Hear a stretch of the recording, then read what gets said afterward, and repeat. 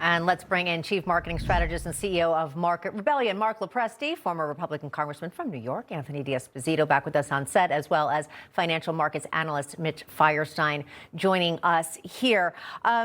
Congressman, I'm going to start with you. I want to get to what Elizabeth Warren was saying, literally predicting doom and gloom. But what I also thought was interesting is the gentleman who heads up Hire Santa, the Santa staffing agency, said, well, Santas just can't get work because of the economy. My guess is it might be because of something else. Yeah, well, first of all, I think that it's pretty clear that not only is Elizabeth Warren a pretty bad senator, she's also not an economist. So that's clear.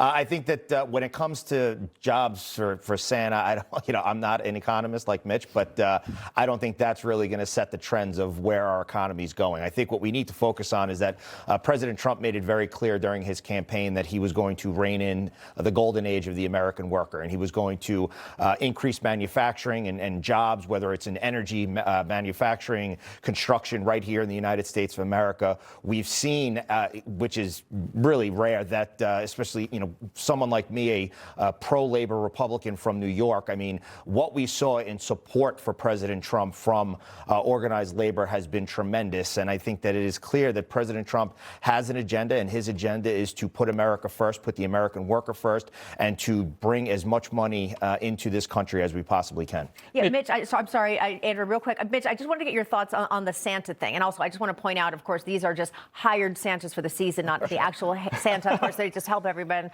get the job done. It's a big job.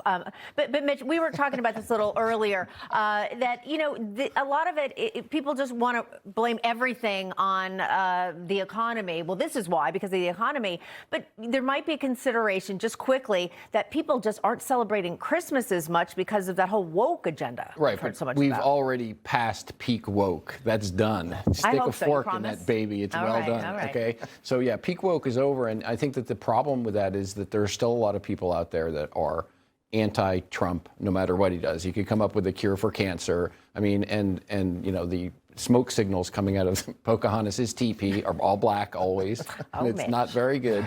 So what I'm saying is what we're seeing is 27% cumulative inflation from Joe Biden's dumpster fire. And that takes a while to get rid of. So this is what we're seeing when you have a businessman in the White House. Things are changing. It takes gradual changes, but his policies are working.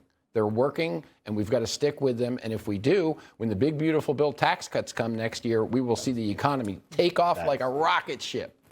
Mark, bringing you in here, back to the GDP report, 4.3% in the last quarter. It's very, very good news here. But remember all the doom and gloom from economists about the tariff policy. How does that factor into this report?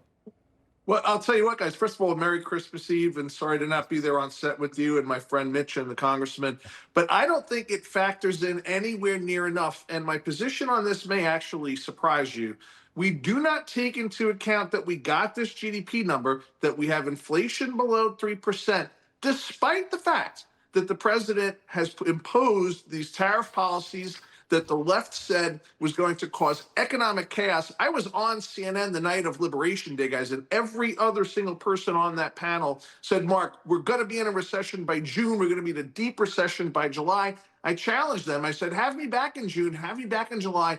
We'll see who's right. Enough with the irresponsible journalism that causes panic selling. And Senator Warren should take a cue from Nancy Pelosi and maybe hang it up after all these years. We're kind of done hearing from her. But the president doesn't get enough credit for these numbers being as strong as they are, despite what is supposed to be inflationary economic policies. Guess what, guys? They're not. Mark, did any of them invite you back on? They did. I was on last night, actually, and it came up again. All right. Well,